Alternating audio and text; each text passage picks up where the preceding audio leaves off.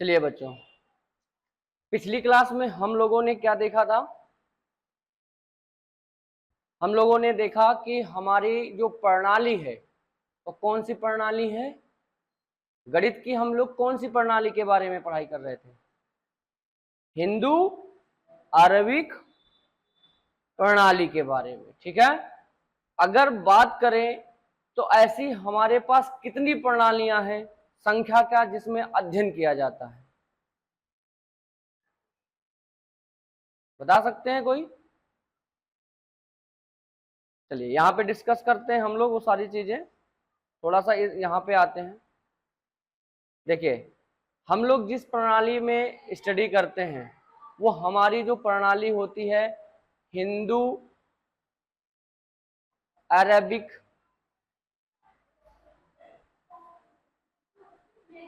Number system है ना। इस प्रणाली के बारे में हम लोग क्या करते हैं, पढ़ाई कर रहे थे अभी तक। ठीक है, तो ऐसी बहुत सी प्रणालियां हैं जिसमें गणित के बारे में अध्ययन किया जाता है। ठीक है, तो कौन कौन सी ऐसी प्रणालियां हैं पहले उसको समझ लेते हैं, है ना। फिर उसके बाद ये जो हमने टॉपिक यहाँ पे कवर कर रखा था तो आधा लगभग हम लोगों का हो चुका है। अभी आके हम फिर से रिवीजन उसको करेंगे। ठीक है, तो सबसे पहले यहाँ देख लेते हैं कि कौन कौन सी प्रणाली और है जो जिसमें हम लोग गणित के बारे में अध्ययन करते हैं। ठीक है, चलिए, तो हम लोगों ने नेक्स्ट टर्म पे बात किया था कि संख्या प्रणाली क्या है। ठीक है, तो संख्या प्रणाली वह विधि है जिसके द्वारा हम अंकों का उपयोग करके संख्याओं को लिखते और पढ़ते हैं। विभिन्न आधार बेस पर हम आधारित कई प्रकार की संख्या प्रणाली होती है। यानी कि किसी संख्या को पहचानना है कि वो कौन सी प्रणाली की संख्या है, तो उसमें प्रयुक्त होने वाले संख्या से हम जान जाएंगे, यानी कि अंक से हम जान जाएंगे कि वो कौन सी प्रणाली है गणित की। ठीक है, तो सबसे पहली प्रणाली जो आती है यहाँ पे ध्यान दीजिएगा, भारतीय संख्या प्रणाली, जिसको हम लोग एक और नाम से जानते हैं हिंदू अरेबिक नंबर सिस्टम के नाम से जानते हैं। ठीक है, या प्रणाली के नाम से जानते हैं। ठीक है, यह प्रणाली भारत में प्रयोग होती है। मतलब ये जो भारतीय प्रणाली है हम लोग केवल इंडिया के अंदर ही इस्तेमाल करते हैं। इसमें संख्याओं को 3 अंकों के बाद और फिर हर 2 अंक के समूह में विभाजित किया जाता है। कैसे? लिखने और पढ़ने का एक तरीका होता है। एग्जाम में आपके क्वेश्चंस आएंगे ऐसे कि कुछ संख्याएं दी रहेंगी, उनको आपको हिंदी में लिखना होगा, या हिंदी में लिखे हुए हैं, शब्दों में लिखे हुए हैं, उनको अंकों में लिखना। अंक से शब्द, शब्द से अंक बनाने के रिलेटेड प्रश्न आ सकते हैं। ठीक है, तो कैसे? जैसे मान लीजिए हमारे पास कोई अंक है, फॉर एग्जाम्पल यहाँ पे मैंने लिखा। ठीक है, इस तरीके से मेरे पास अंक है। तो भारतीय प्रणाली के पास होता क्या है, पहले 3 के आवर्त में चलते हैं, उसके बाद 2-2 का हम कॉमा लगा के चलते हैं। और हम लोग ये जानते हैं कि ये संख्या को पढ़ते कैसे हैं। सबसे पहले इकाई होता है, फिर क्या होता है, दहाई होता है, फिर क्या होता है, सैकड़ा होता है, फिर हजार होता है, फिर 10,000 होता है, फिर लाख होता है, लाख, है ना। फिर यहाँ पे 10 लाख, 10 लाख होता है, उसके बाद करोड़ होता है। तो अगर हम इस संख्या को पढ़ें तो कैसे पढ़ेंगे?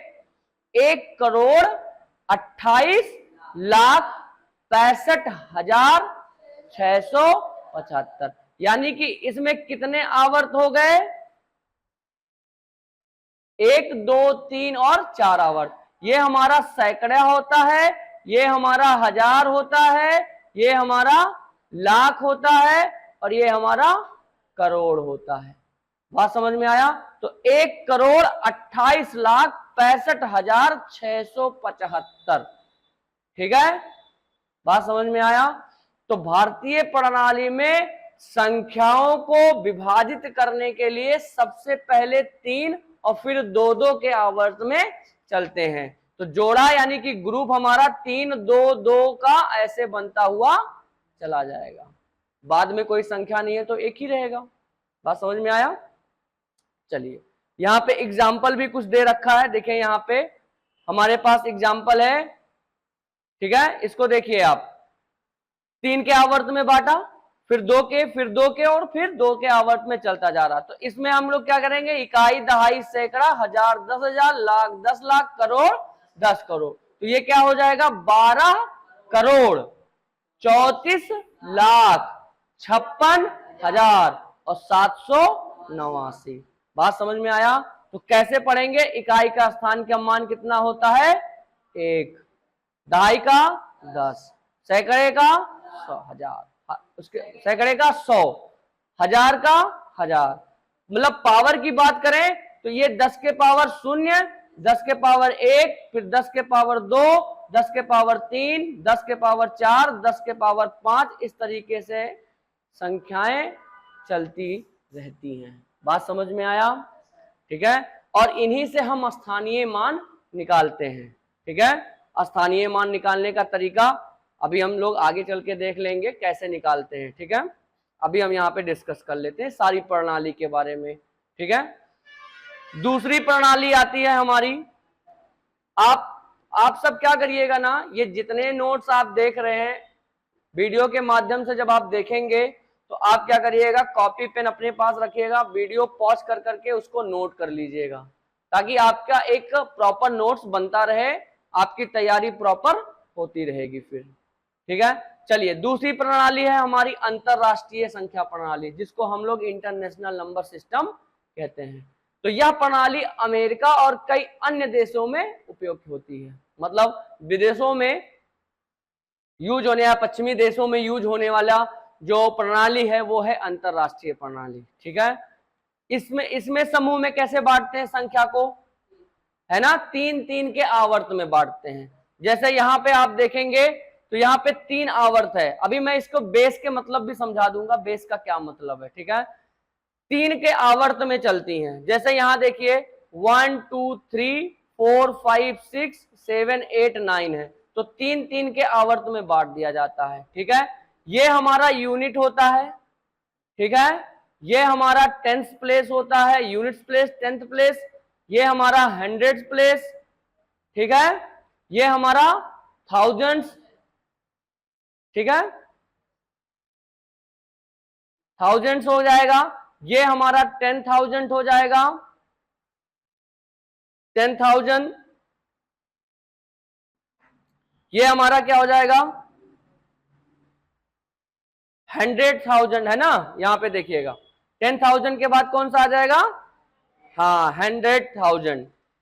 ठीक, तो इसको हम लोग बोलेंगे 100,000।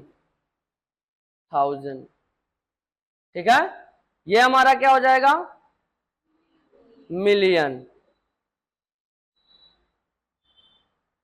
समझ में आ रहा है? कहीं गलती तो नहीं कर रहे हैं हम लोग?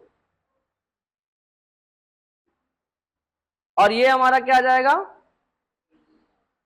यूनिट 10th, उसके बाद हमारा 100 आ गया, 1000 आ गया, 1000 के बाद 10,000 आ गया। यहां पे गड़बड़ हुआ है ना, ये हमारा है ना, हाँ ये हमारा होगा 10,000। ठीक है, मतलब 1000 के सीरीज में है। उसके बाद ये हमारा किसके सीरीज में आ जाएगा, मिलियन के सीरीज में आ जाएगा, पूरा का पूरा मिलियन। इकाई, दहाई, सैकड़ा, देखिए यहाँ पे, समझ रहे हैं, ये हमारा मिलियन के सीरीज में आएगा। तो इसको पढ़ने का क्या तरीका है, ठीक है, ध्यान दीजिएगा। देखिएगा यहाँ पे कैसे पढ़ा गया है। अगर हमारे पास ये वैल्यू है 3-3 के आवर्त में है, तो ये हमारा पूरा ये 3-3 के आवर्त में बढ़ जाएगा। तो ये तो आपका क्या हो गया 100 हो गया, ये आपका कौन सा हो जाएगा 1000 हो जाएगा। ठीक, समझ में आया? और ये हमारा कौन सा हो जाएगा मिलियन हो जाएगा। ठीक, मिलियन, 10 मिलियन, है ना, उसके बाद बिलियन। तो अभी यहां पे चलेंगे, देखिए अगर हम इसको पढ़ते हैं तो ये 123। अब इसका जो ये पूरा ऊपर का जो सेक्शन है आवर्त है वो क्या है मिलियन है, तो 123 मतलब 123 मिलियन, देखिए मिलियन आ गया। फिर उसके बाद 456, भाई 100 में है ना, तो 456,000 हो जाएगा। उसके बाद 789 आ जाएगा।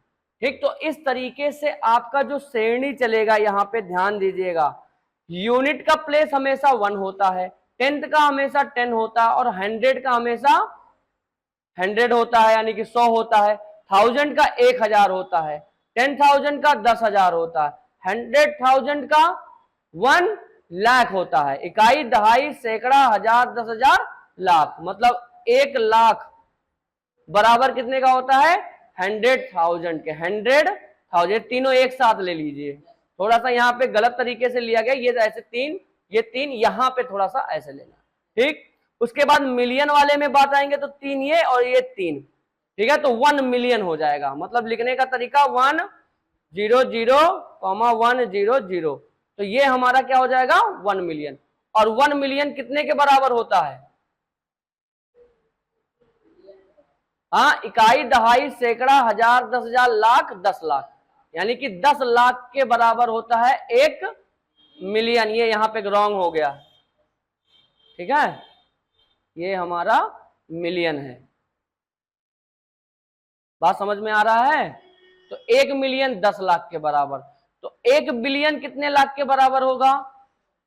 इकाई, दहाई, सैकड़ा, हजार, 10,000, लाख, 10 लाख, करोड़, 10 करोड़, अरब। समझ में आया? तो 1 बिलियन जो होगा वो 1 अरब के बराबर होगा। हिंदी में समझ में आया? चलिए, मैं थोड़ा सा यहाँ पे और थोड़ा सा लिखवा देता हूं, आप समझ जाओगे उसको।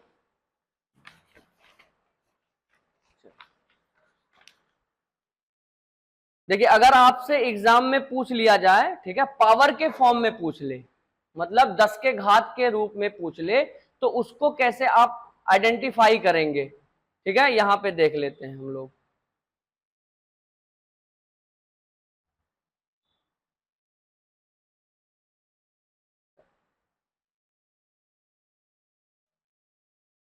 जैसा कि हम लोगों ने देखा कि 1 मिलियन हमारा कितने के बराबर हो गया? 10 लाख के। और 10 लाख पे यानी कि 10 के पावर कितना कितना होगा? देखो यहाँ पे कितना पावर होगा, 1 2 3 4 5 6। ठीक है, यानी कि 10 पे 6 पावर होगा, तो वो हमारा 1 बिलियन के बराबर होगा। और 1 मिलियन के बराबर होगा। और 1 बिलियन 10 अरब के होता है, तो इसमें कितने जीरो होंगे? 1 2 3 4 5 6 7 8 9 जीरो, यानी कि 10 के पावर 9, तो 1 बिलियन के बराबर हो जाएगा। बात समझ में आया? तो मिलियन और बिलियन वाला प्रश्न आपसे एग्जाम में पूछ सकता है। 90% की श्योरिटी रहती है कि वो पावर के रूप में भी पूछ सकता है और शब्दों के रूप में भी, मतलब हिंदू अरबिक प्रणाली में वो आपसे अंतरराष्ट्रीय प्रणाली को कन्वर्ट करने के लिए पूछ सकता है, या अंतरराष्ट्रीय प्रणाली, सॉरी, हिंदू अरबिक प्रणाली से अंतरराष्ट्रीय प्रणाली में वो इसको कितना, हिंदू इंटरनेशनल सिस्टम में, नंबर सिस्टम में इसको कितना कहते हैं, ऐसे पूछ सकता है। बात समझ में आ रहा है? तो यहां पे कुछ और भी इससे भी बड़ी यूनिट है। तो 1 मिलियन के बाद हमारा आता है 1 ट्रिलियन। क्या आता है? 1 ट्रिलियन। और 1 ट्रिलियन होता है 10 के पावर 12। यहां पे 3 3 बढ़ाते चलिए, देखिए +3 करिए तो मिलियन से बिलियन में पहुंच जाएगा। +3 पावर बढ़ा दीजिए, यानी कि 1 के बाद 12 जीरो लगा दीजिए, तो वो कहां पहुंच जाएगा? 1 ट्रिलियन में। उसके बाद 1 क्वाड्रिलियन होता है, 1 क्वाड्रिलियन। ठीक है, इस पे कितना पावर हो जाएगा? 15 की पावर हो जाएगी। ठीक है, तो क्वाड्रिलियन हो जाएगा। अब इससे ज्यादा क्या पढ़े, ऐसे भी बहुत सारे हैं, पर इतना हमको अपने लेवल तक का जानना है। ज्यादातर प्रश्न मिलियन, बिलियन और ट्रिलियन तक में पूछता है। बात समझ में आ गया? दूसरा एक सिस्टम है जो हम लोग कहां पढ़ते हैं? गणित के अंदर पढ़ते हैं बच्चा, मतलब कंप्यूटर के अंदर पढ़ते हैं। वो कौन सा एक प्रणाली है? जो बाइनरी नंबर सिस्टम है, यानी कि, ठीक है, इस प्रणाली को हम लोग कंप्यूटर के अंदर इस्तेमाल करते हैं। ठीक है, इसमें केवल 2 अंक का इस्तेमाल होता है, 0 और 1 का। ठीक, अभी हमने बात किया यह कंप्यूटर की मुख्य भाषा है और इसका बेस कितना होता है, 2। अब आगे चल के देखिए, बेस 2, आगे ऊपर देखा अभी बेस 10 था, मतलब हम अगर बात करें तो जो हमारा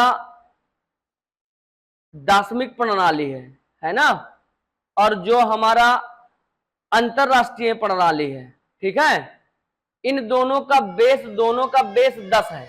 ये भी बेस 10 है और इनका भी बेस 10 है। क्यों बेस 10 है? अब देखिए, मैंने कहा था क्लास स्टार्ट होने से पहले, यही बोला था कि कोई भी प्रणाली अगर आपको पहचानना है तो उसमें प्रयुक्त होने वाले अंकों को देख करके हम पहचान जाएंगे कि वो कौन सी प्रणाली का। ठीक, ध्यान दीजिएगा कैसे पहचानते हैं। जैसे कोई भी अंक अगर वो 1 से लेकर के, ठीक है, मतलब 0 से लेकर के 9 तक के अंकों का इस्तेमाल करता है, ठीक है, मतलब कहने के लिए कि 0, 1, 2, 3, 4, 5, 6, 7, 8 और 9, और यही सेम अंक इसमें भी है। केवल इन दोनों में लिखने का तरीका और पढ़ने का तरीका बदलता है। समझ में आया? लिखने और पढ़ने का तरीका बदलता है, बाकी कोई अंतर नहीं रहता है। इन दोनों प्रणाली में यही 0 से लेकर के 9 अंक तक का इस्तेमाल होता है। अब बात करते हैं बाइनरी नंबर सिस्टम का बेस कितना होता है। क्या दिया है? 2 दिया है, ठीक है। तो जब बेस 2 है तो कितना डिजिट इस्तेमाल होगा? 2 ही, 2 डिजिट ही इस्तेमाल होगा। वो कौन कौन सी डिजिट होगी? चाहे एक 0 होगा और एक आगे से स्टार्ट होगा, 0 और 1, ठीक है। तो देखिए यहां पे, जैसे मान लीजिए हमारे पास यहां एक संख्या है 1010, ठीक है। अच्छा, अगर हम बात करें जैसे संख्या लिखी होती है, ठीक है, तो इसको अगर हम स्थानीय मान के रूप में निकालें तो ये क्या होगा? 4 गुणे 10 के पावर 0। स्थानीय मान निकालने का, अगर हम किसी भी संख्या का प्लेस वैल्यू निकालें, क्या निकालें? स्थानीय मान। अभी हम लोग आगे चल के देखेंगे कि प्लेस वैल्यू होता क्या, लेकिन अभी यहां भी हम जान जाएंगे, ठीक है। तो जैसे ये 4 है तो इकाई के स्थान पे है, तो इकाई के लिए क्या है? 4 गुणे 1, और मैंने कल बताया था कि किसी भी संख्या के पावर 0 हो तो वो कितने का होगा? 1 के बराबर।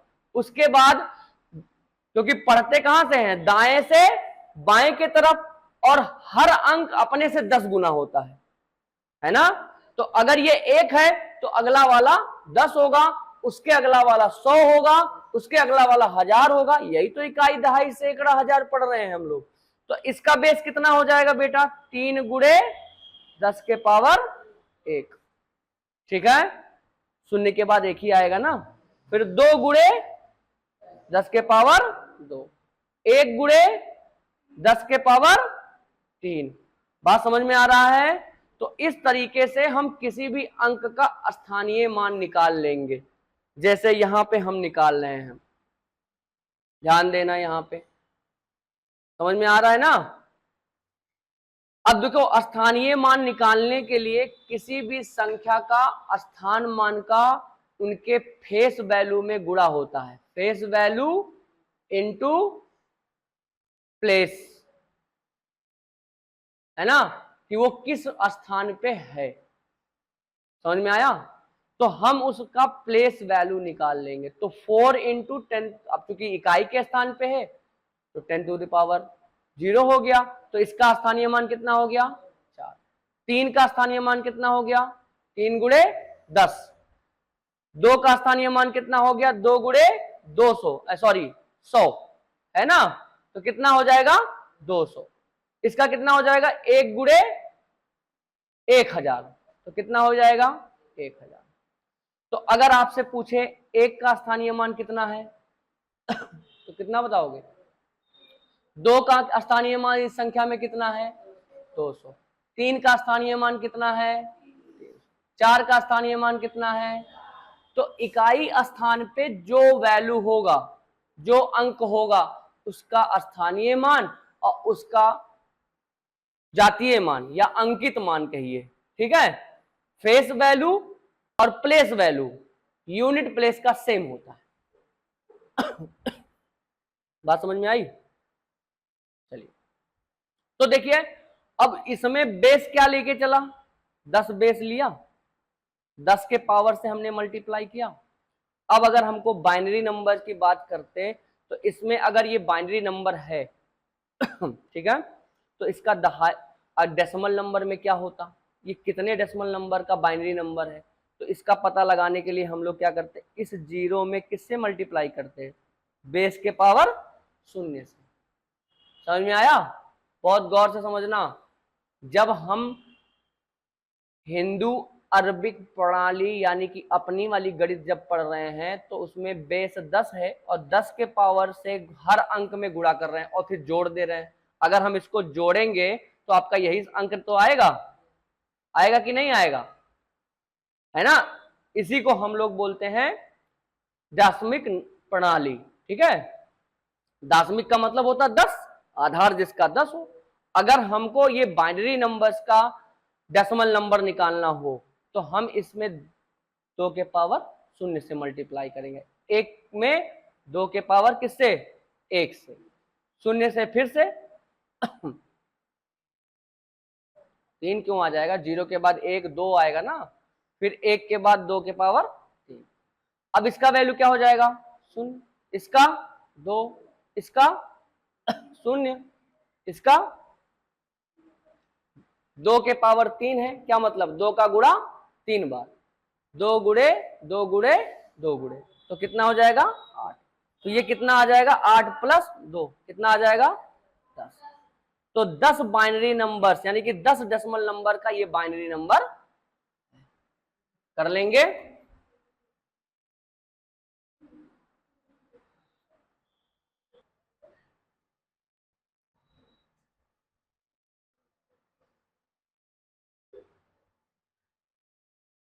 हेलो,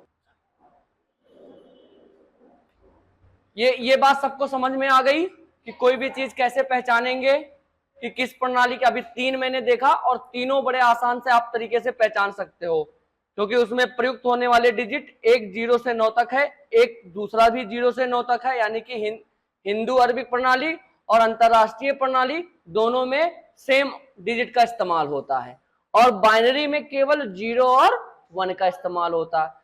तो अब कैसे पहचानेंगे, जैसे बाइनरी नंबर में पहचानने का एक तरीका है कि अगर इसके ब्रैकेट में 2 लिखा हो तो समझ जाना कि जब भी बेस 2 आएगा यानी कि ये बाइनरी नंबर सिस्टम है।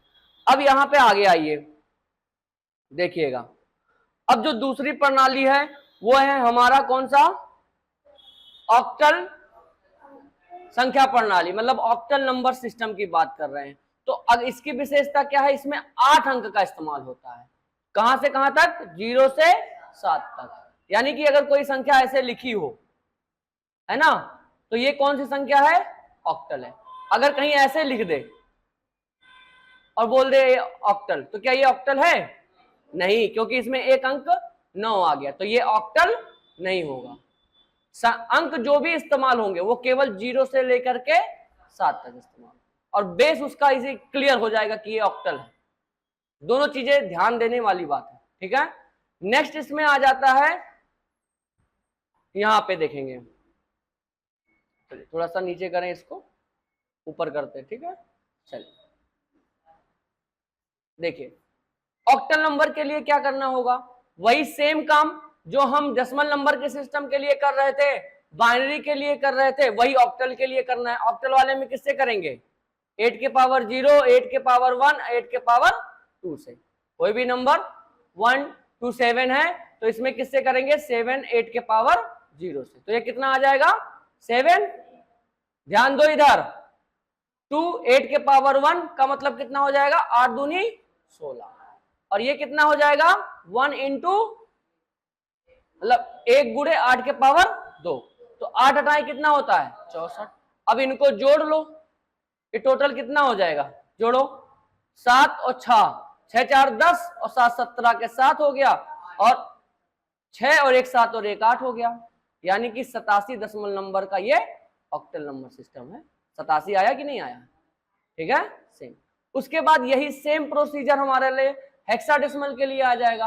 अब हेक्साडेसिमल में 16 डिजिट का इस्तेमाल होता है। हेक्साडेसिमल का मतलब होता है 16। इसका क्या मतलब होता है? 16। देखो यहाँ पे बेस कितना दिया है? 16। और हम लोग अंक कितने हैं? अंक कितना है हम लोग के पास? 10 ही है ना यार, 0 से लेके 9 तक है ना। उसके अलावा क्या होगा? अब वही है हेक्साडेसिमल में बोल रहा है, तो उसके अलावा जो देखो 0 से 9 इस्तेमाल होगा, फिर ए से लेकर के एफ तक। बात समझ में आ रहा है? तो A B C D E और एफ, इसके लिए क्या हो जाएगा? 10। भाई 9 उधर हो गया, इसके लिए 10, इसके लिए 11, इसके लिए 12, ये हमारा 13, ये 14 और ये हमारा 15। तो 15 तक 16 डिजिट हो गया कि नहीं हो गया? 0 से लेकर के। अब अगर कोई संख्या देखिए इस तरह से लिखा हुआ है, देखिए ये एक संख्या है, एग्जाम्पल में देखिएगा, देखिए आपके सिलेबस में है तो ठीक है, नहीं भी है तब भी एक जानकारी है, आप आने वाले टाइम में भी और आगे एक्सप्लोर करोगे। तो चीजें अगर हमको आज सीखने का मौका मिल रहा है तो हम आज सीख ले रहे हैं, ठीक है। सिलेबस में नहीं है, थोड़ा सा कट है, पर मैंने उसको बता दिया कि आप सारी प्रणाली तो जान लो कि कौन कौन सी प्रणाली हम पढ़ रहे हैं, ठीक है, कौन कौन सी प्रणाली हमारे लाइफ में इस्तेमाल होती हैं और आने वाले टाइम में भी तो इस्तेमाल करेंगे ही आप, ठीक है। तो यहां पे देखिएगा हेक्साडेसिमल, तो हेक्साडेसिमल में हम लोगों ने देखा कि 16 अंकों का इस्तेमाल होगा। एक एग्जांपल यहां पे है 2f। अगर हमको इसका डेसिमल वैल्यू निकालना हो तो f की वैल्यू कितनी होती है? 15। और आपको पता है कि बेस अगर 16 है, क्योंकि 16 डिजिट इस्तेमाल हो रहा तो बेस 16, तो 16 से ही तो मल्टीप्लाई करेंगे, 16 के पावर 0 से, ठीक है। और ये कितना हो जाएगा? 2 के पावर 16 के पावर 1 से।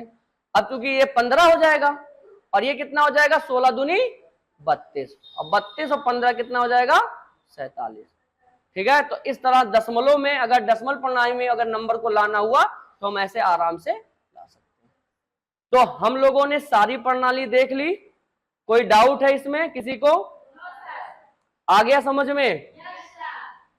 ठीक है। यहां पे देखिए थोड़ा सा चार्ट के फॉर्म में है, देखिए भारतीय प्रणाली में आधार 10 होता है, उपयोग 0 से 9 अंकों का होता है, और लिखने का तरीका देखिए यहाँ पे कुछ इस तरीके से लिखा जाता है, 3 और 2-2 के आवर्त में, मतलब 3,2 फिर 2 ऐसे चलता है। अंतरराष्ट्रीय प्रणाली में हमेशा 3-3 का आवर्त चलता है। बात समझ में आया? उसके बाद बाइनरी नंबर में आधार कितना होता है? 2, और शुरुआत के 2 अंकों का इस्तेमाल होता है, 0 और 1 2 अंक हो गए। फिर ऑक्टल की बात करेंगे तो ऑक्टल में 8 होता है, तो 0 से लेके 7 तक। ये जो चार्ट है ना, इतना ही आप अपने दिमाग में रखेंगे तो एग्जाम में अगर इनसे रिलेटेड प्रश्न आता है तो आपका दिमाग तुरंत क्लिक करेगा। बहुत बड़ी चीजें नहीं आएंगी, आएंगी तो छोटे, जैसे बाइनरी पूछ लिया, बाइनरी का आधार कितना होता है? बस बता दो, 2। कौन कौन से अंक इस्तेमाल होते हैं? 0 और 1, इतना ही तो पूछेगा, और क्या पूछ लेगा? कन्वर्जन तो आपसे नहीं पूछेगा, क्योंकि आप उस लेवल पे अभी नहीं गए हो। फिर भी मैंने कन्वर्जन आपको सिखा दिया। बेस से ही गुणा कराते हुए सबको अंक को जोड़ दो, बेस से ही गुणा कराते हुए जाओ और सब अंकों को जोड़ दो। हर बेस के पावर से 0 से स्टार्ट करो और इन्फिनिटी तक चले जाओ, जब तक अंक है, डिजिट है आपके पास, ठीक है। हेक्साडेसिमल का क्या हो जाएगा? 16, 0 से लेके 9 और ए से लेके एफ, ए से वैल्यू, बी की वैल्यू, सी की वैल्यू, एफ तक में आपको पता चल जाएगा कि ए 11 होता है, बी 12 होता है, 12 होता है, 13 होता है, 14, 15, दैट्स इट, ठीक है। तो इस तरीके से हमने सारे एग्जाम्पल देख लिए। तो यहां पे क्या है, देखिए निष्कर्ष में क्या क्या निकल रहा है। भारतीय और अंतरराष्ट्रीय प्रणाली सामान्य जीवन में प्रयुक्त होने वाली प्रणाली है, मतलब हम अपने पूरे डे टू डे लाइफ में इन्हीं 2 प्रणालियों के बारे में इस्तेमाल करते हैं। बाकी जो 3 प्रणाली है, बाइनरी, ऑक्टल और हेक्साडेसिमल, ये प्रणाली कंप्यूटर और इलेक्ट्रॉनिक्स में इस्तेमाल होती है। बात समझ में आया? एक और प्रणाली है, कौन सी प्रणाली है? कौन बताएगा मुझे? एक प्रणाली के बारे में मैंने यहां लिखा नहीं है, और वो भी आपको जानना जरूरी है। कौन सी प्रणाली है? कौन बताएगा?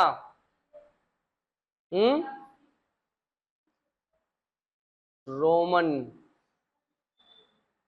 ठीक है, रोमन संख्या प्रणाली। बात समझ में आया? अब इसमें क्या क्या है इस बात को अच्छे से समझ लेते हैं। ठीक है, क्लास 6 से लेकर के 9 तक का हम टारगेट कर रहे हैं, तो हमको दोनों चीजों को लेके चलना है, एक ही क्लास में दोनों चीजों को ले चलना है।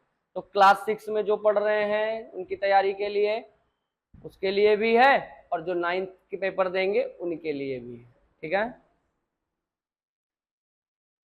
चलिए तो रोमन नंबर सिस्टम की बात कर लेते हैं। ठीक है,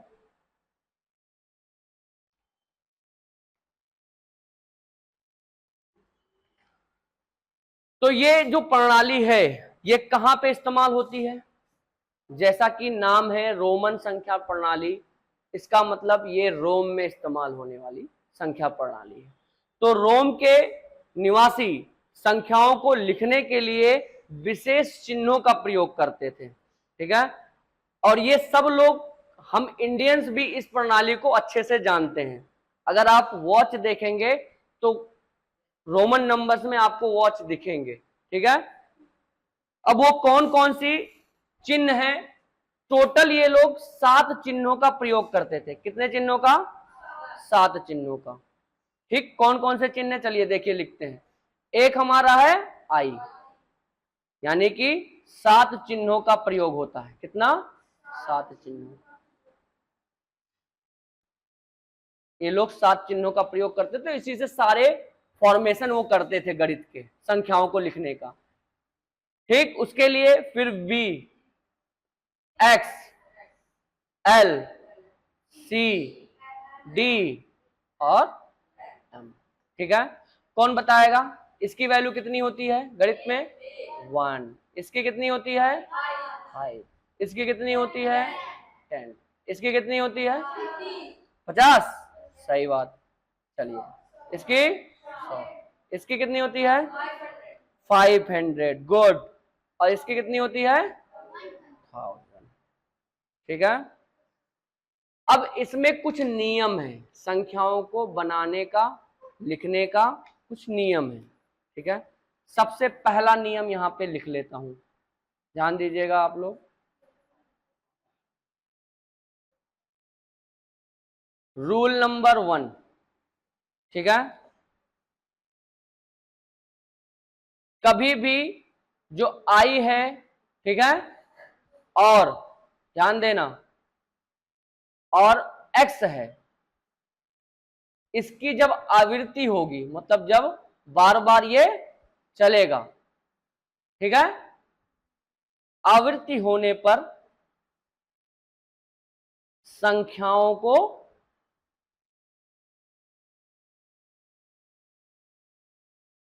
क्या किया जाता है? जोड़ा जाता है। समझ में आया? जैसे अगर मेरे पास i इज इक्वल टू 1 है, तो double i is equal to कितना हो जाएगा? 2 हो जाएगा। ठीक है, बात समझ में आया? ट्रिपल आई मीन्स क्या हो जाएगा? 3 हो जाएगा। ठीक, इसी तरह x है तो कितना है? 10। और डबल x है तो 20। ट्रिपल x है तो है ना, और अगर 4x है तो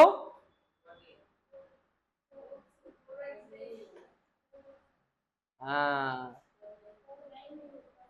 किसी भी अंक की पुनरावृत्ति 3 बार से ज्यादा नहीं होगी। ठीक है, ये रोमन नंबर्स का रूल है, यानी कि ये हम नहीं कर सकते। बात समझ में आया? ठीक, तो यहां पे आपको नोट लिखना होगा। क्या नोट लिखना होगा? कि आई और यक्स की आवृत्ति जो होती है, हाँ, 3 बार से अधिक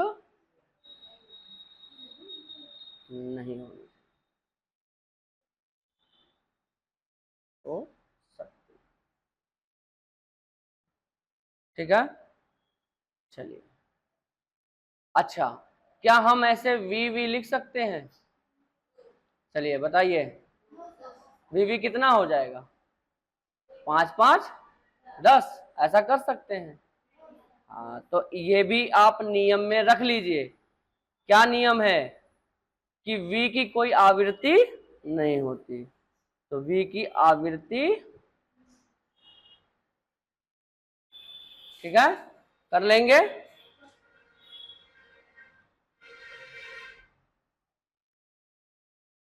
याद रहेगा रूल? चलो रूल नंबर 2 क्या कहता है, लिख लेंगे आप ये सब, ठीक है, चलिए नोट कर लीजिएगा आप। रूल नंबर 2, चलिए यहां पे देखिए, अगर हमारे पास ऐसा है तो ये क्या होगा? 6 हो जाएगा। अब ये इसमें से पहला बड़ा है कि दूसरा बड़ा है? पहला बड़ा। जब छोटी संख्या बड़ी संख्या के दाईं ओर लिखा जाए, क्या लिखा जाए? जब छोटी संख्या बड़ी संख्या के दाईं तरफ लिखा जाए तो वो क्या होता है? उस संख्या में जुड़ जाता है, ठीक है। चलिए, तो यहां पे नियम है कि यदि छोटी संख्या को बड़ी संख्या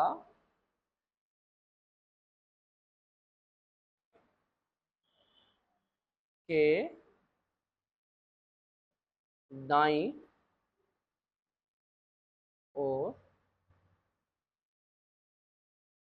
लिखा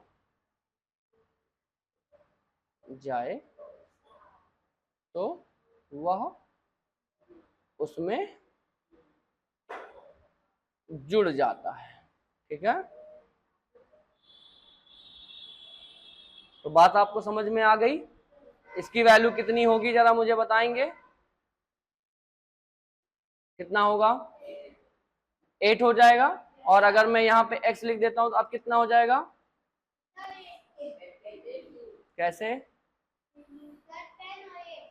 हाँ, 5 6 और ये 18 हो जाएगा। जी आयुष, समझ में आ गया आपको?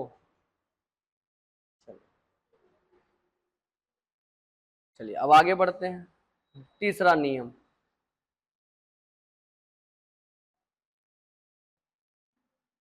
रूल नंबर 3, अगर मेरे पास छोटी संख्या बड़ी संख्या के बाईं तरफ हो तब क्या करेंगे? तो क्या हो जाएगा? घट जाएगा, ठीक है। तो सेम यही प्रोसीजर रहेगा। यदि छोटी संख्या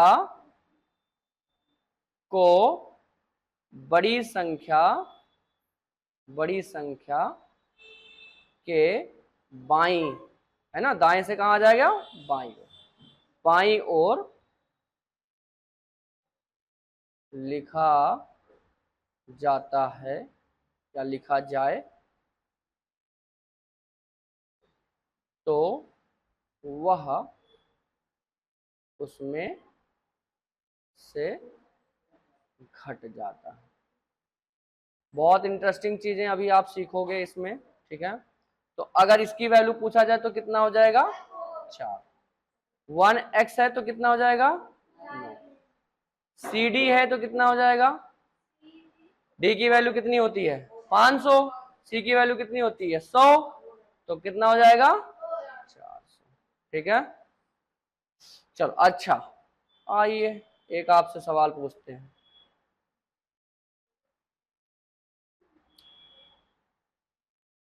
अगर मेरे पास कुछ इस तरीके से वैल्यू लिखा है,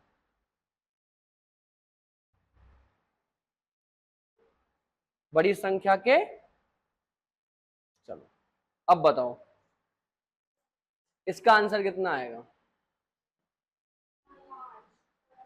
बड़ी संख्या, छोटी संख्या कहाँ लिखी है? बाईं तरफ ही तो लिखी है, तो कितना आएगा? 5 आएगा। और 5 की वैल्यू तो 5 ये होती है ना, 5v, ठीक है। तो इस तरीके से आप कभी भी लिख नहीं सकते, ठीक है। तो आप ध्यान दीजिएगा, नोट यहां पे कर लीजिएगा, ठीक है। v को x के बाईं ओर कभी नहीं लिखा जाता है। ठीक है, सबको समझ में आ रहा है? कोई ऐसा जिसको नहीं समझ में आ रहा है? सौरभ समझ में आ रहा है? तो रूल्स क्लियर हो गए, बात समझ में आ गई। तो ये रूल्स आपको फॉलो करने हैं। जब हम पेपर बनाएंगे, जब हम प्रैक्टिस कराएंगे, तो ये सारे रूल्स आपको याद होना चाहिए, ताकि प्रश्न करते वक्त आपको ये रूल्स दिमाग में आते रहे। ठीक है, चलिए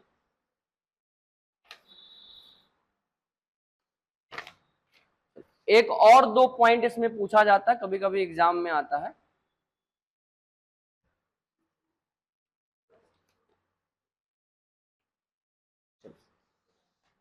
यहां पे ध्यान दीजिएगा, कभी एग्जाम में अगर आपसे पूछ ले पूर्ववर्ती संख्या, पूर्ववर्ती संख्या, और एक आता है हमारा अनुवर्ती संख्या। ठीक है,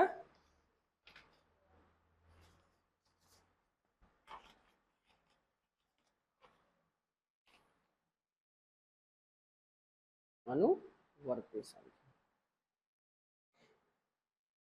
किसको पता है पूर्ववर्ती संख्या क्या होता है और अनुवर्ती संख्या क्या होता है?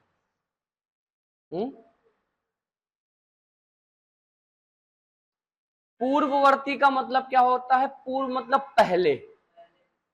अगर कोई संख्या मुझे यहां पे दे दे, ठीक है, जैसे मुझे दे दिया जाए 102 और इसका पूछे पूर्ववर्ती संख्या क्या है, कौन सा पूछे? पूर्ववर्ती, तो कितना हो जाएगा? 101। और अनुवर्ती का क्या मतलब हो जाएगा? जी, आने वाली संख्या, मतलब उसके बाद की संख्या। तो इसके बाद की संख्या क्या हो जाएगी? जी हाँ, तो आप कर लेंगे। छोटा छोटा प्रश्न रहेगा, मतलब एक घटेगा एक जुड़ेगा, तो पूर्ववर्ती में एक घट जाएगा, अनुवर्ती में एक बढ़ जाएगा। ये छोटे छोटे बातें हैं। अब चलते हैं आगे। चलिए, इतने बात में किसी को डाउट, कोई शंका संदेह, जिसको ना समझ में आया हो? सारी बात क्लियर हो गई, समझ में आ गया? तो सारी प्रणाली आपको समझ में आ गई।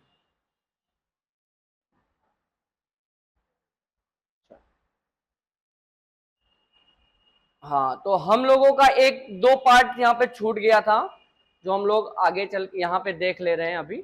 ठीक है, हम लोगों का छूट गया था कि किसी भी अंक के, है ना, अंक के मान की बात अगर हम करें, तो किसी भी अंक के दो मान होते हैं। कौन कौन से?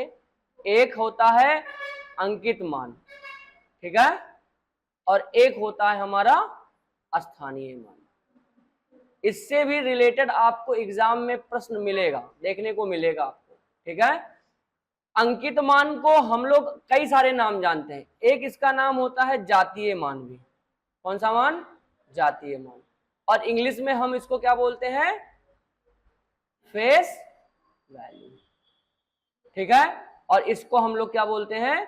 Place value. ठीक है, अच्छा, फेस वैल्यू की बात करें तो ध्यान दीजिएगा, किसी अंक की वास्तविक मान वह चाहे जिस भी स्थान पे हो, वह उसका फेस वैल्यू माना जाता है। अगर आप कहीं भी रहिए, आप कहीं भी रहिए, तो आप अपने पिताजी के लिए आप बेटे ही तो हमेशा रहेंगे, है ना? तो आपका जो फेस है वो चेंज नहीं हो रहा है, आप स्वयं वही हैं। तो अंक कहीं भी रहे, किसी भी स्थान पे रहे, समझ में आया? आप चाहे यहां रहे, चाहे आप घर में रहे, चाहे जहां रहे, आपके पिताजी वही रहेंगे, यानी कि आपकी पहचान वही रहेगी। तो दो की पहचान वही रहेगी, यानी कि फेस वैल्यू जो जैसा दिखता है वही उसका फेस वैल्यू हो गया। ठीक है, वो किसी भी प्लेस, जैसे यहाँ पे 4537 है एक एग्जाम्पल, तो 7 का प्लेस वैल्यू फेस वैल्यू क्या है? 7। 3 का फेस वैल्यू क्या है? 5 का फेस वैल्यू क्या है? 4 का।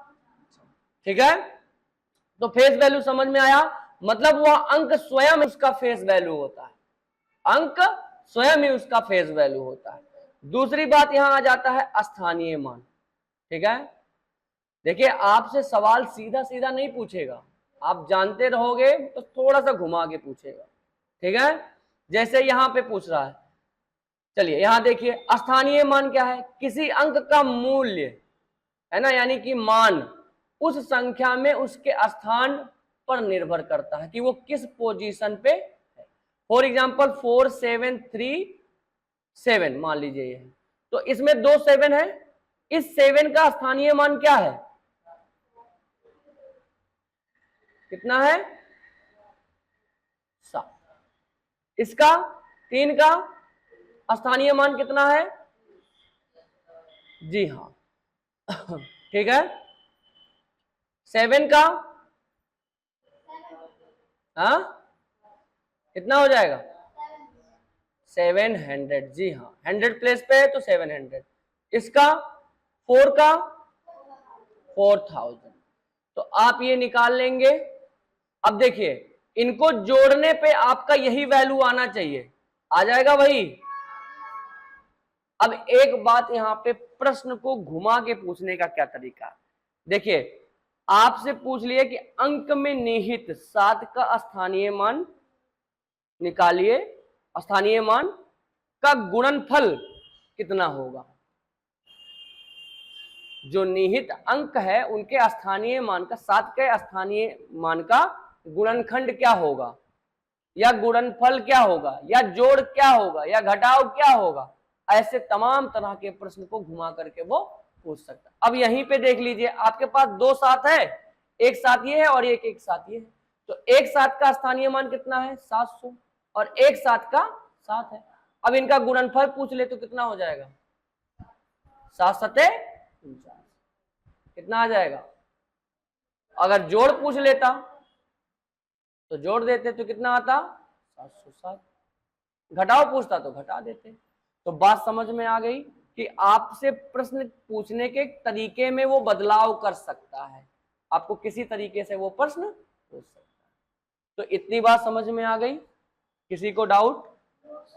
तो आपने सीखा स्थानीय मान निकालना, है ना, अंकित मान निकालना, उसके बाद सारी प्रणाली देखी, अंतरराष्ट्रीय प्रणाली, हिंदू अरबिक प्रणाली, बाइनरी, है ना, बाइनरी संख्या प्रणाली, ऑक्टल नंबर सिस्टम, है ना, ऑक्टल प्रणाली, और एक हेक्साडेसिमल प्रणाली सीखी, और एक और सीखा रोमन प्रणाली। इन सब में किसी को कोई डाउट, ठीक है। कोई भी डाउट हो वीडियो बार बार देखिएगा, और बाकी उसमें भी डाउट रह जाता है तो आप क्लास में पूछ सकते हैं, और अगर क्लास में नहीं मौजूद है तो कमेंट कर दीजिएगा, वहां मैं उसको रिजॉल्व कर दूंगा। चलिए आगे बढ़ते हैं। तो ये सारी बातें हमारी क्लियर होगी। अच्छा, लिखने पढ़ने का तरीका भी आप समझ गए कि किसी अंक को कैसे पढ़ना है, ठीक है। हम लोगों ने कल के टॉपिक में जो बात कर रहे थे, हम बेसिकली यहाँ पे दो प्रणाली ही पढ़ेंगे, एक अंतरराष्ट्रीय और एक हिंदू अरबिक प्रणाली। तो हिंदू अरबिक प्रणाली में हम लोगों ने कल देखा था कि हमारे पास जो संख्या है उसको पहले 2 भागों में बांटा जाता है, ठीक है। कौन कौन से भागों में बांटा जाता है, एक वास्तविक संख्या और एक काल्पनिक संख्या, यानी कि रियल नंबर और इमेजिनरी नंबर में बांटा जाता है। रियल नंबर को हम लोग हिंदी में वास्तविक संख्या के नाम से जानते हैं, ठीक है, और इसको हम लोग जानते हैं काल्पनिक संख्या। किसी को कोई डाउट। कल हम लोगों ने बात किया था कि वास्तविक संख्या की पहचान क्या है, कि जिस संख्या को हम संख्या रेखा पे दिखा सकते हैं, यानी कि वर्तमान में इस्तेमाल होने वाली सारी संख्याएं वास्तविक संख्याएं, ठीक है, जो हम अपने डे टू डे लाइफ में इस्तेमाल करते हैं, ठीक है। वो चाहे 1 हो, चाहे 1/2 हो, ठीक है, चाहे वो पाई हो। पाई की वैल्यू कितनी होती है 22/7, ठीक है, और एक वैल्यू होती है पाई का 1.32 ऐसे करके, ऐसे ऐसे इंफिनिटी तक, अरे जो भी 1.3 होता है, 7 तरीके के, हाँ 3.114, हाँ जी जी 3.1456 ऐसे करके अनंत तक जाता है। तो कल हम लोगों ने बात किया था कि जो रेशनल नंबर है ना। रेशनल नंबर में है ना एक चीज पढ़े थे दशमलव नंबर, दशमलव परमीय संख्या के बारे में, यानी कि दशमलव रेशनल नंबर्स के बारे में बात किए थे जिसमें क्या था, एक शांत था और एक आसान था, ठीक, और आशांत के साथ साथ आवर्ती था, तब तो वो दशमलव परमीय संख्या था। अगर ऐसा संख्या है तब तो वो परमीय है। परमीय होने के लिए हमारे पास कंडीशन क्या था कि p बाई क्यू के रूप में लिखा जाए और नॉट इक्वल टू 0 हो, q नॉट इक्वल टू 0 हो, तब तो वो परमीय संख्या है। और p और q का हम लोगों ने ये भी देखा था कि उसका जो महत्तम समापवर्त है, मतलब मासा जो है वो कितना होना चाहिए, 1 होना चाहिए। इस बात पे गौर किया था। तो ये जो है, आप इन दोनों को जरा गौर से देखिएगा। एक पाई का मान होता है 22/7, ये क्या होगा, परमीय होगा। और एक पाई का मान होता है 3.1456, अनंत तक जाएगा। इसमें कोई पैटर्न नहीं है, यानी कि आशांत है प्लस अनावर्ती है, आशांत है प्लस अनावर्ती है। तो ऐसी संख्याएं जो आशांत होती है और अनावर्ती होती हैं वो कौन सी आ जाती हैं, इर्रेशनल। यानी कि पाई की वैल्यू 3.1456 जो भी है अनंत तक वो इरेशनल है, जबकि पाई की वैल्यू 22/7 वो हमारा क्या है, परमीय। अब एग्जाम में आपको यही क्वेश्चन पूछ लेता है तो आप कंफ्यूज मत होइएगा, ठीक है। रेशनल नंबर में हम कुछ भी संख्या ले सकते हैं, 1/3, 2/5, 0, 1, 2, ये सब बात कर सकते हैं। हमने बात किया था ना कि 0 भी हमारा क्या है, परमीय संख्या। क्यों बात किए थे ना, आयुष आ रहा समझ में, ठीक है। चलिए, अब इतने सारे टॉपिक्स पे हम लोग पहली क्लास में ये बात कर चुके हैं। अब हम लोगों का जो टॉपिक आता है वो है इंटीजर नंबर्स के बारे में। परमीय संख्या को फिर से दो भागों में बांटा जाता है, क्योंकि परमीय संख्या देखिए उसमें 0 भी है, 1/2 भी है ना, समझ रहे हैं ना। इसमें +1 भी है, -1 भी है, समझ रहे हैं। 1.25 भी है, दशमलव में भी है, 1.33 में भी है। तो हुआ क्या है कि इसका रेंज भी बड़ा हो। फिर वैज्ञानिकों ने सिस्टम लगाया, नियम बनाया कि रेशनल नंबर्स को फिर से कई भागों में बांटा जाए। तो उन्होंने उसको फिर से कई भागों में बांटा।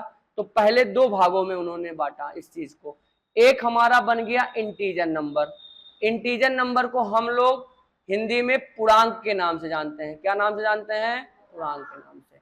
और एक हमारा क्या बन गया, भिन्न के नाम से, ठीक है। तो ये दो भागों में, ये सब चैप्टर हैं, एक एक चैप्टर हम लोग आगे चल के पढ़ेंगे, भिन्न का एक अलग चैप्टर पढ़ेंगे, ठीक है। और इन सब का इस्तेमाल सरलीकरण वाले चीजों में करेंगे। सवाल लगाते वक्त इन सब चीजों को हमको जानकारी होना जरूरी है। चलिए आगे देखते हैं यहाँ पे।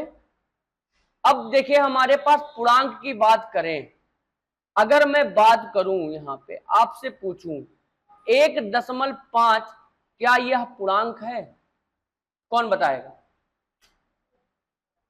दिव्यांशु बताइए, 1.5 क्या पूर्णांक है? अब बताओ आयुष, पूर्णांक है? हाँ, और कोई बताएगा?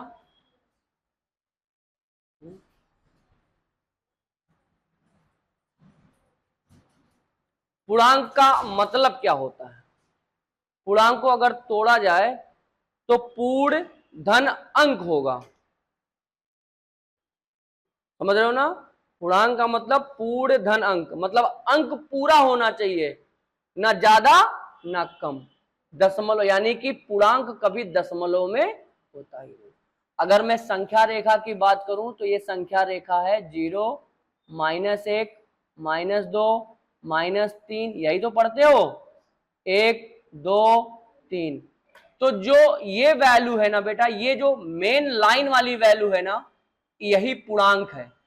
पूर्णांक इन दोनों के बीच कभी एग्जिस्ट नहीं करती, ठीक है। बात समझ में आया? वो हमारे दशमलव संख्या हो जाएंगी, वो पूर्णांक में नहीं आएगा। और पूर्णांक हमारे 3 तरीके के हैं। कौन कौन से हैं? एक हमारा है शून्य, क्या है? शून्य। एक पूर्णांक है हमारा, यहां पे ध्यान दीजिएगा, एक पूर्णांक हो गया हमारा शून्य पोषक, और एक हमारे पास है ऋणात्मक पूर्णांक, और एक है हमारे पास धनात्मक पूर्णांक।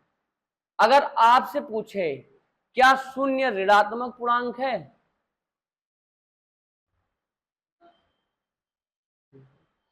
तो शून्य ना तो धनात्मक है ना तो ऋणात्मक है, इसको नोट करके लिख लीजिएगा। ना शून्य जो है ना धनात्मक है और ना ही ऋणात्मक, ठीक, लिख लेंगे।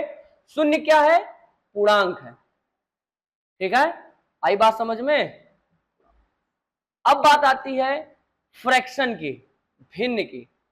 अभी हम इसके आगे भी डिस्कस करेंगे, पहले फ्रैक्शन डिस्कस करें क्योंकि दोनों पार्ट की जानकारी होना जरूरी है। फ्रैक्शन क्या है? भिन्न क्या है? जिस संख्या को हम अंश बटे हर के रूप में लिख लें वो हमारा क्या कहलाएगा? भिन्न कहलाएगा। समझ में आ रहा है? भिन्न की बात करेंगे तो हमारे पास कई तरीके के भिन्न है, पर हम यहाँ पे 3 भिन्न पहले जान लेते हैं। एक है हमारे पास प्रॉपर भिन्न। प्रॉपर भिन्न को हिंदी में क्या बोलते हैं? उचित भिन्न। और इम्प्रॉपर फ्रैक्शन को क्या बोलते हैं? अनुचित भिन्न, ठीक है। और एक हमारा कंपोजिट है, मतलब वो संयुक्त भिन्न है। मतलब ये हमारे पास पूर्णांक और परमीय संख्या का कॉम्बिनेशन होता है ना। मतलब प्रॉपर फ्रैक्शन और एक नॉर्मल फ्रैक्शन, मतलब भिन्न का, मतलब पूर्णांक प्लस भिन्न मिलके कंपोजिट नंबर्स बनाते हैं, कंपोजिट फ्रैक्शन बनाते हैं, ठीक है। अब प्रॉपर फ्रैक्शन कैसे पहचानोगे? आयुष बताएं।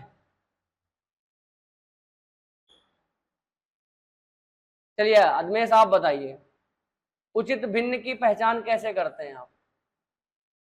कैसे पहचानेंगे? चलिए मैं यहाँ पे लिख देता हूँ कुछ, यहाँ पे ध्यान दीजिएगा। मेरे पास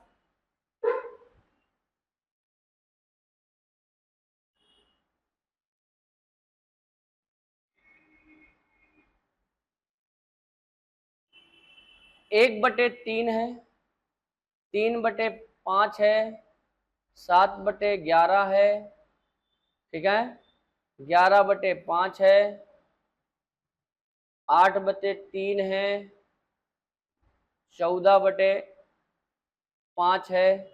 चलिए बताइए इसमें उचित कौन सा है और अनुचित कौन सा? हाँ हाँ हाँ।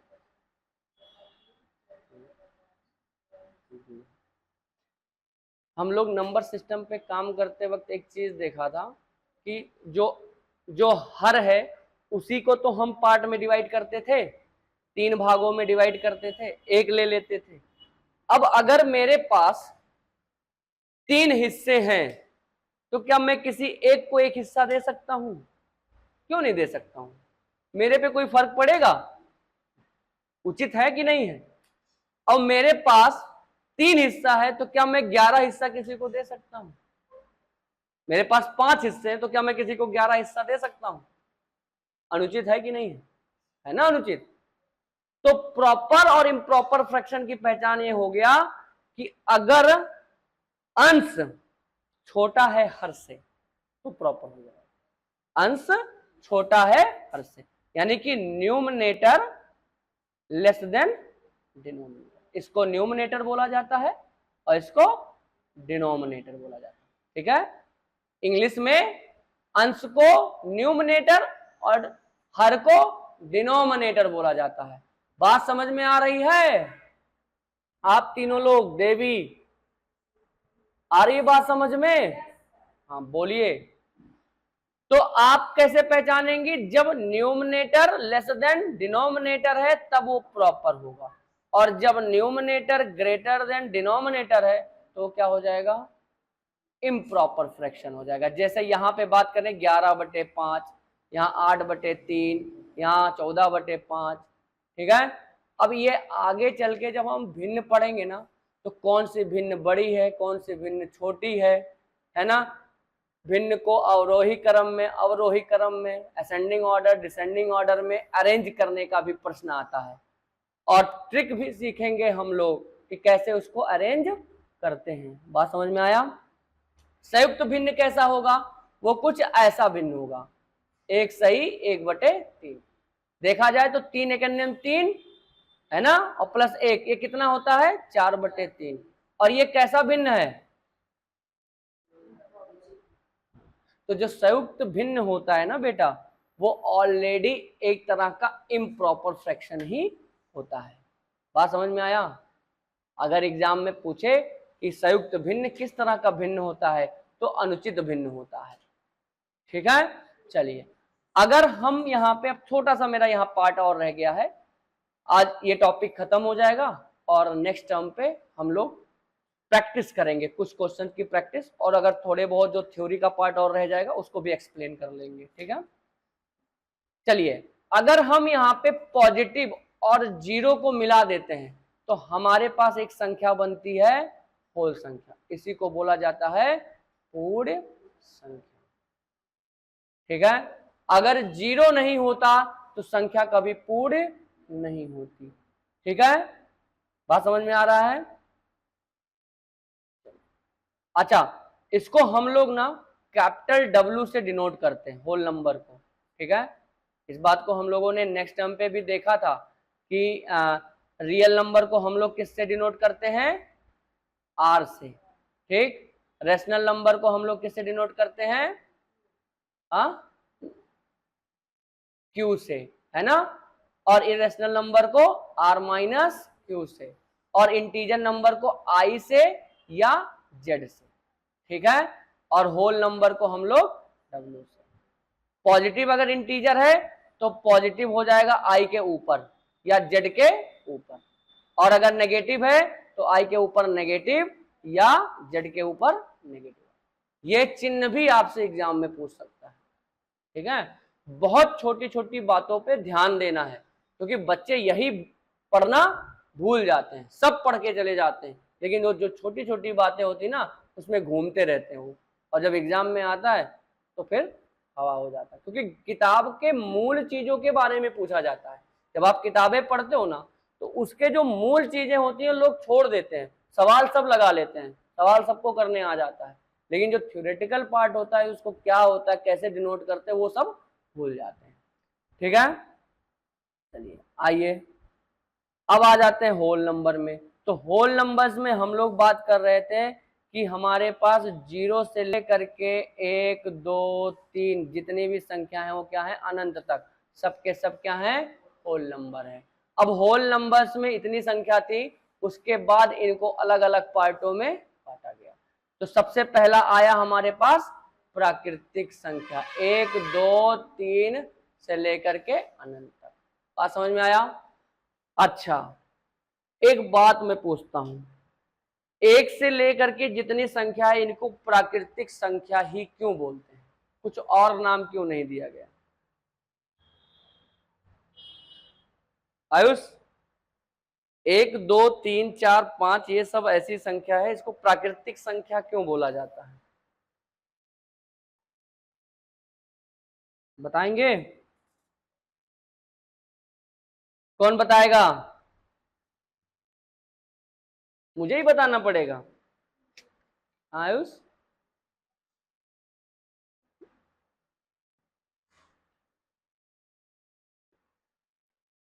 अगर मैं पूछूं आपसे, ये धरती, ये आकाश, ये जो पेड़ पौधे पर्वत हैं, ये किसने बनाया? हवा पानी किसने बनाया? भगवान ने। भगवान है कौन? हमारी प्रकृति। जिस नेचर में, जिस माहौल में हम रहते हैं, जिस प्रकृति में, जिस चीज का हम इस्तेमाल कर रहे हैं, वो हमारी प्रकृति ही तो है। हम हवा पानी इन सब चीजों का, ये कोई इंसान बनाता है? कोई है साइंटिस्ट बनाने वाला जिसने हवा बनाया हो? हाँ, जिसने पानी बनाया हो? कोई साइंटिस्ट है? तो आप अब सोचिए, 1 2 3 ये जो अंक बने, ये जो आकृति बनी, ये आज तक पूरी दुनिया में किसी को पता नहीं। जब जिस चीज का कोई पता ही नहीं है, उस चीज को हम लोग क्या मान लेते हैं? भगवान मान लेते हैं। भगवान ही तो मानते हैं।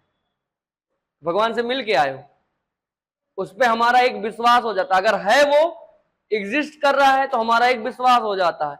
इसी तरह इन चिन्हों पे हमारा एक विश्वास हो गया कि ये हमको ईश्वर ने दिया, यानी कि हमको प्रकृति ने ये दिया है। इसीलिए 1 2 3 4 जो संख्याएं हैं, इनको हम लोग क्या बोलते हैं? प्राकृतिक संख्या। तो आज आपने एक नई बात सीखी कि नहीं सीखी? अब एग्जाम में, अब जाके स्कूल में अपने टीचर से पूछ सकते हो, सर ये 1 2 3 4 को क्यों प्राकृतिक संख्या ही बोला जाता है? क्यों नहीं बबलू चिंटू पिंटू कर दिया गया इसका नाम? है ना भाई, जीरो की खोज आर्यभट्ट और ब्रह्मगुप्त ने मिलके की है, ये तो हमको पता है।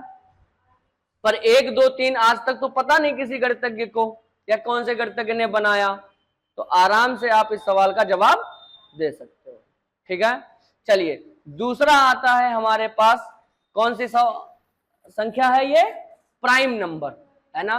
प्राइम नंबर को हम और हिंदी में किस नाम से जानते हैं? हाँ, भाज्य संख्या के नाम से जानते हैं कि अभाज्य संख्या के नाम से जानते हैं? हाँ बताइए, हिंदी में किस नाम से जानते हैं? एक हम अपने पास है प्राइम नंबर। प्राइम नंबर क्या होगा? बताओ भाई।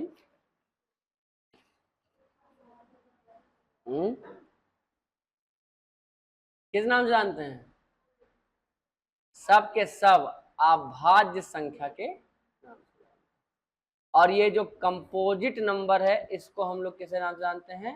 अभाज्य संख्या। ठीक है, अभाज्य का मतलब क्या हो गया? प्राइम नंबर का क्या मतलब हो गया? जो एक से कटे और स्वयं से कटे, वो संख्या हमारी क्या कहलाती है?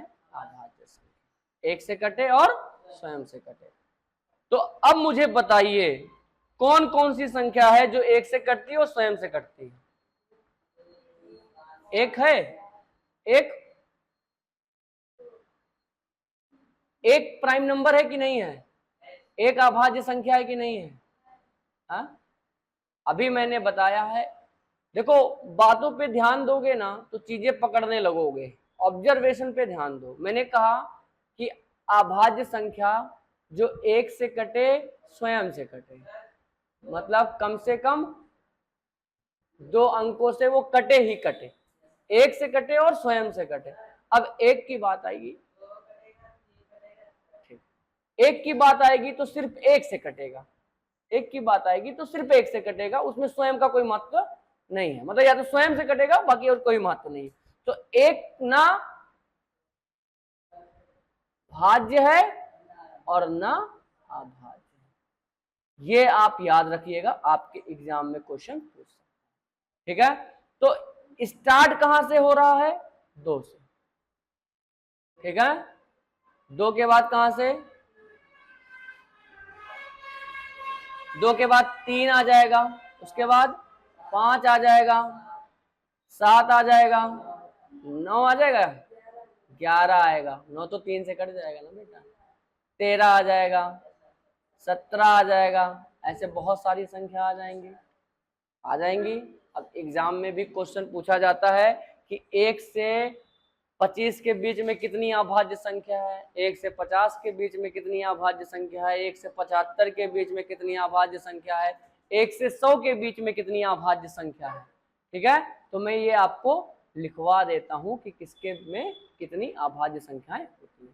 अब जरा यहाँ पे ध्यान दीजिएगा, 2 पॉइंट है यहाँ पे बहुत इंपॉर्टेंट है। जो ये अभाज्य संख्या हमने लिखा है ना बेटा, इसमें एक बहुत इंपॉर्टेंट चीज है। इंपॉर्टेंट क्या है कि 1 2, ये जो 2 है ना, इकलौता सम अभाज्य संख्या है। कैसा? सम अभाज्य संख्या। ठीक है, बात समझ में आया? और इन अभाज्य संख्या की सीरीज में एक बहुत कमाल की बात, 2 के अलावा कोई तो सम संख्या नहीं आ रहा। एक और कमाल की चीज है कि इन 2 से लेके अनंत तक हमारे पास परमीय संख्या अभाज्य संख्या होगी, उसमें इकलौता एक ऐसा संख्या है जिसके लास्ट में 5 आता है। कौन है? केवल 5। उसके अलावा किसी संख्या में 5 आएगा नहीं, लास्ट में 5 नहीं आएगा। क्लियर है? कर लेंगे, याद रहेगा? ठीक। अच्छा, तो मैं थोड़ा सा यहां पे नोट्स आपको लिखवा देता हूं।